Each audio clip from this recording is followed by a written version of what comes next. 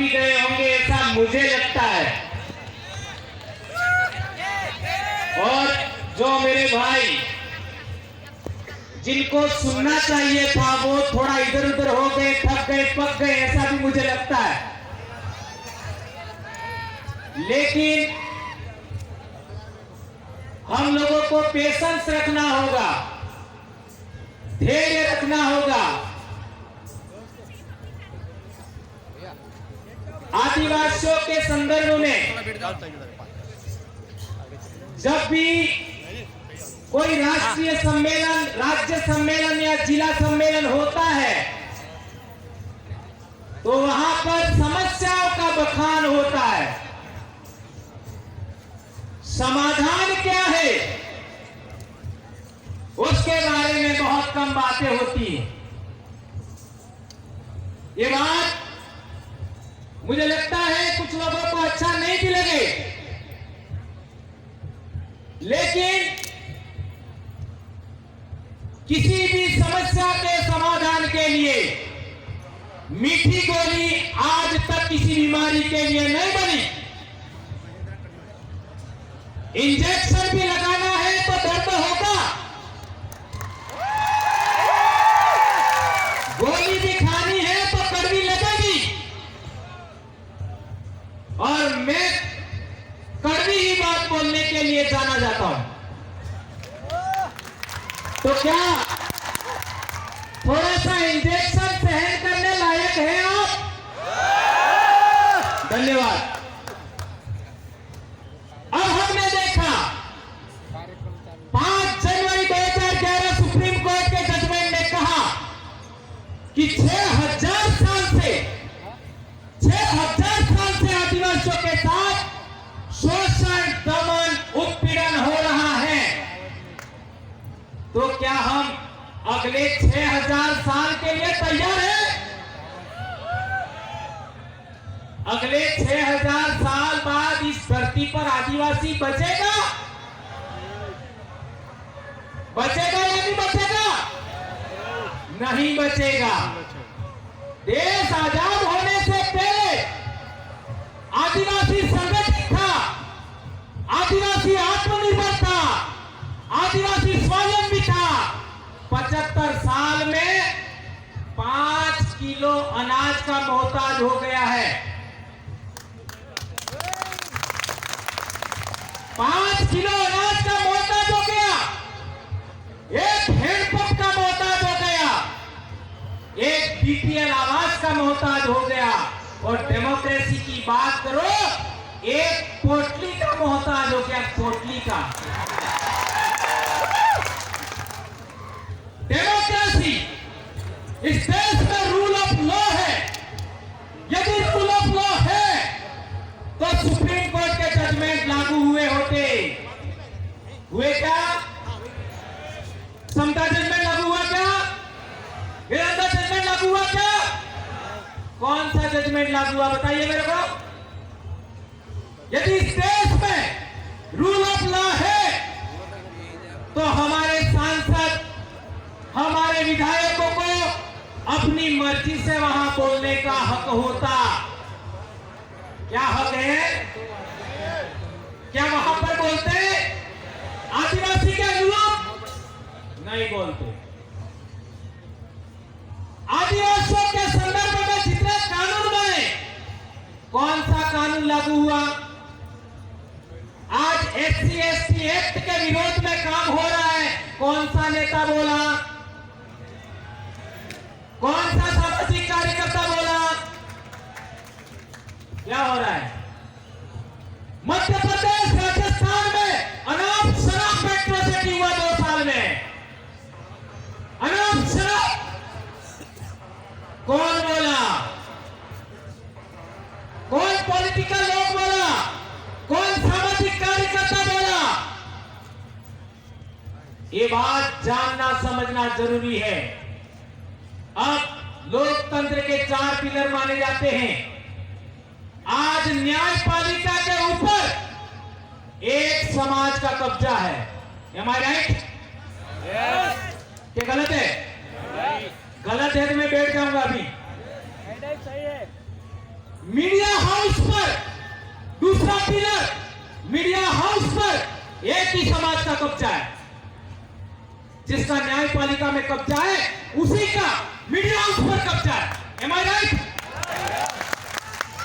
तीसरा कार्यपालिका, 79% कार्यपालिका पर एक ही समाज का आज की तारीख में कब्जा है। क्या ये बात गलत है, राइट है? राइट। ओ भाई, चौथा बचा व्यवस्थापिका।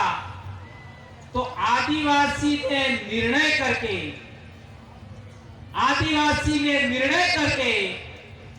एक भी विधायक सांसद भेजा क्या? और ईवीएम आने के बाद गुजरात का चुनाव की हालत देख सकते हो। मैं मानता हूं चारों चार पिलर प्राइवेट हो गए हैं, निजीकरण हो गए।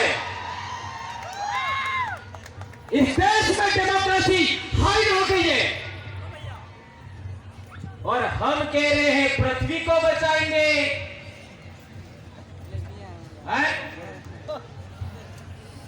अरे भैया, हम तो बच रहे। इसका मतलब ये नहीं है कि ये जीवन मूल्य का कोई मोल नहीं है। ये जीवन मूल्य हमारी जान से प्यारा है कि पृथ्वी को बचाना चाहिए। ये पूरे जीव जगत का मसला है, इसको हम नकार नहीं सकते। उसको सर आंखों पर रखते हैं हम लोग। लेकिन इधर भी तो देख लीजिए, वो मुर्गी क्या कर रही है? क्या कर रही है मुर्गी? मुर्गी गुस्से में आई है कि नहीं आई है? तो आदिवासियों का गुस्सा कब आएगा? 6000 साल से गुस्सा नहीं आया। पिछले 75 साल में सब कुछ खत्म हो गया, फिर भी गुस्सा नहीं आया। कब आएगा? और मैं गुस्से की भी बात नहीं करना चाहता, मैं बात करना चाहता हूं डेमोक्रेसी की। हमने प्रकृति में सिद्धांत देखा, प्रकृति प्रदत्त, ये मैं अपनी बात नहीं करता, प्रकृति प्रदत्त सिद्धांत देखा। क्या सिद्धांत देखा? एक सियार या कुत्ता भेड़ के बच्चे को खाने आता है तो भेड़ क्या करती है?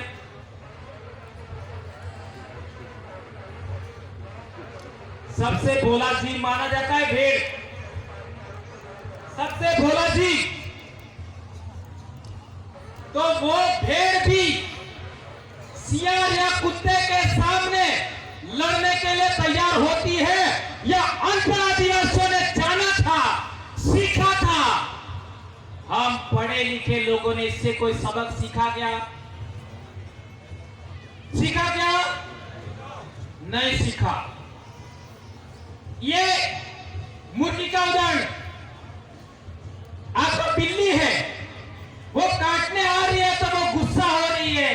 और मेरे भाई पेंटर गोसा जी ने पृथ्वी को भी गुस्से में दिखाया है। तो थोड़ा सा गुस्सा में कर लूं क्या? जायज है क्या? प्रकृति का सिद्धांत है, मैं क्या कर सकता हूं? ठीक है, छोटी सी बात, ज्यादा बड़ी नहीं। मैं कहना चाहता हूं कि हमारे देश में कल 13 तारीख को तिलका मांझी का शहादत दिवस था। तिलका मांझी ने जो आंदोलन लड़ा, क्या वो आंदोलन आदिवासी नेतृत्व में था या नॉन ट्राइबल के नेतृत्व में था? स्वतंत्र आंदोलन था, ट्राइबल के नेतृत्व में, तिलका मांझी के नेतृत्व में स्वतंत्र आंदोलन था। दूसरी बात, उसी के बाद में बिरसा मुंडा का आंदोलन हुआ, वो भी स्वतंत्र आदिवासी लीडर के नेतृत्व में आंदोलन था। सही है गलत है? इधर नायक आंदोलन देख लीजिए, पंचमहाल का, ये छोटा उदयपुर के पास में 1868 का, वो भी जोरिया परमेश्वर और रूप सिंह नायक के नेतृत्व में स्वतंत्र आंदोलन था। इधर भीमा नायक का आंदोलन देख लीजिए, वो आंदोलन भी आदिवासियों का स्वतंत्र था। किसी दूसरे के नेतृत्व में नहीं था। टंटिया भील का आंदोलन देख लीजिए, वो भी स्वतंत्र आंदोलन था। स्वतंत्र आदिवासियों के नेतृत्व में आंदोलन होने की वजह से हमको हक अधिकार मिले। हमारे राजस्थान की बात करो, यानी दाहोद से आगे की बात करो, तो 1881 में पहला आंदोलन धुले वापसी का हुआ था। वो आंदोलन हमारी सामाजिक लीडरशिप कमेटियों के नेतृत्व में, आदिवासियों के मुखियों के नेतृत्व में हुआ था, यानी वो भी आंदोलन लीडरलेस नहीं था। इसके बाद संत सुरमाल खराड़ी का भगत आंदोलन हुआ, वो भी मैक कोटवालों के नेतृत्व में हुआ, वो भी लीडरलेस नहीं था। और इसके बाद मानगढ़ का आंदोलन, जिसको संत गोविंद गुरु महाराज का आंदोलन कहते हैं, उसमें भी 1,80,000 मैक कोटवालों का आंदोलन था। तब जाकर के हमको हक अधिकार मिले। अब मैं कहना चाहता हूं, मैं जिस गांव से आया हूं वो संत गोविंद गुरु महाराज का ही गांव है। मेरे ही गांव ने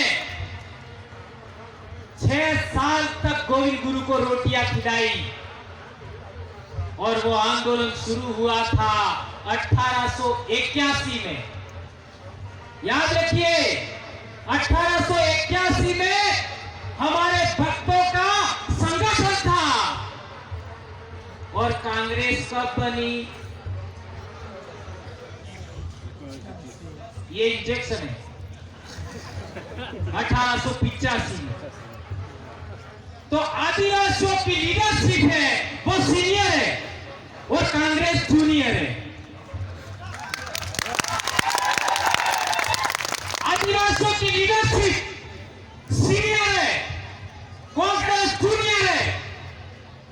और देश में आदिवासियों की स्वतंत्र लीडरशिप का सबसे पहले कांग्रेसीकरण हुआ। Injection number 1। और इसी कांग्रेसीकरण से संघीकरण हुआ नंबर 2 इंजेक्शन। और इसी संघीकरण से भाजपाईकरण हुआ नंबर 3 इंजेक्शन। और आदिवासी नेता बनने लगे, लीडर नहीं रहे। और नेता भी कैसे? जो दूसरे सेलेक्ट करते हैं और आदिवासियों को थोप देते हैं, लो तुम्हारा नेता। 75 साल से हम लोग आज तक हमारा एमएलए कौन बनेगा, एमपी कौन बनेगा, उसका निर्णय लेने लायक नहीं बने। इस देश में सबसे लायक कोई कौम है, आदिवासी है। इस देश के अंदर सभी वनस्पति में क्या खाने लायक है, क्या खाने लायक नहीं है, उसका ध्यान भी आदिवासी ने सबको दिया। दवाइयों के मामले में हम देखते हैं तो कौन सी वनस्पति से कौन सी दवाई बनती है, इसका ज्ञान सबसे ज्यादा आदिवासी को है। और आदिवासी अहिंसक कौम है। आज भी इस देश के निर्माण में सड़कें देख लीजिए, आपका डैम देख लीजिए, सबके निर्माण में आदिवासियों का रोल है। मैं सवाल पूछना चाहता हूं, केवड़िया क्यों नहीं बचा पाए?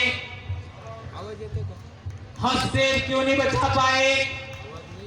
पारसनाथ में क्या हो रहा है? आपका ये कॉरिडोर बन रहा है, क्या हो रहा है?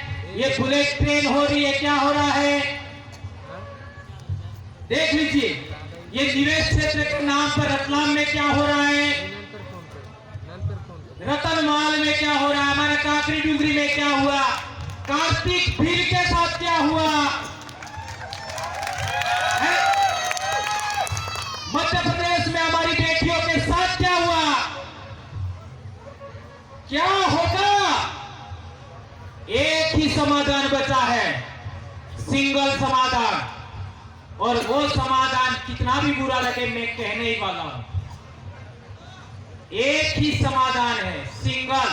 डेमोक्रेसी के अंदर रूल ऑफ लॉ को मानते हो तो इस देश में जो निर्णय करने वाली संस्थाएं हैं, जिनको हम लोग विधानसभा कहते हैं, लोकसभा कहते हैं, वहां आदिवासियों के द्वारा सेलेक्टेड और इलेक्टेड जनप्रतिनिधि जाना चाहिए। इसके अलावा कोई विकल्प नहीं।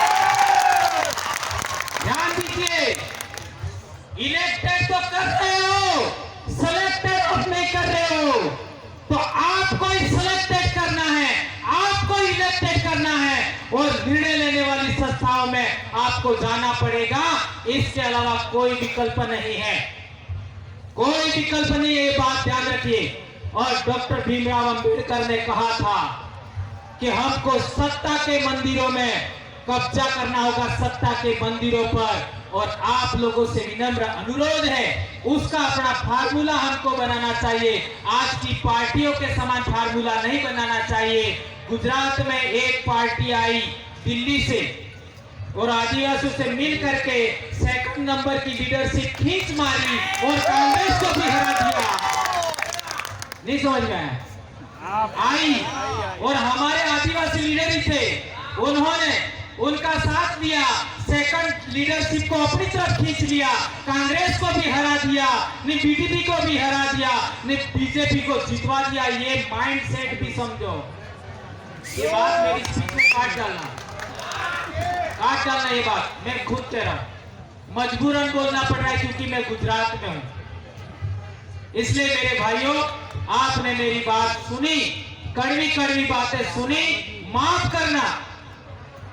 पहली बार राजस्थान से इतनी बड़ी संख्या में लोग हमारे साथ आए हैं, इसलिए मैंने बोला आगे से नहीं बोलने दो तो भी मुझे कोई आपत्ति नहीं है, लेकिन छीटाकसी मत करना, ठीक है? क्योंकि मैं डंक मारना भी जानता हूं, पवराई नाम है मेरा।